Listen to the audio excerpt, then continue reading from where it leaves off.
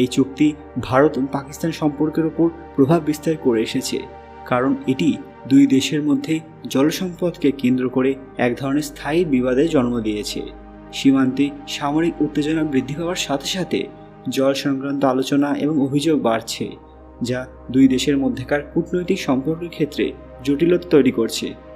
Indas waters ট্রিটি আন্তর্জাতিকভাবে স্বীকৃত একটি চুক্তি এবং এর ভিত্তিতে ভারত পাকিস্তান উভয়ে নদীর জল বণ্টনের অধিকার পেয়েছে। তবুও ভারত বারবার চুক্তিটি পুনর্মূল্যায়নের ইঙ্গিত দিয়েছে, বিশেষ করে যখন দুই দেশের মধ্যে সামরিক এবং কূটনৈতিক উত্তেজনা বৃদ্ধি পায়। তবে এই চুক্তি সম্পূর্ণভাবে স্থগিত করা অত্যন্ত কঠিন এবং আন্তর্জাতিক আইনি বাধাগুলির মুখোমুখি হতে হবে, কারণ এটি শুধুমাত্র ভারত পাকিস্তানের মধ্যেই নয়, বিশ্ব ব্যাংক এবং অন্যান্য আন্তর্জাতিক পক্ষগুলির মাধ্যমে করা হয়েছিল। যদি কোনো কারণে ভারত এই চুক্তি বাতিল বা সীমিত করে, তাহলে পাকিস্তানের জন্য এটি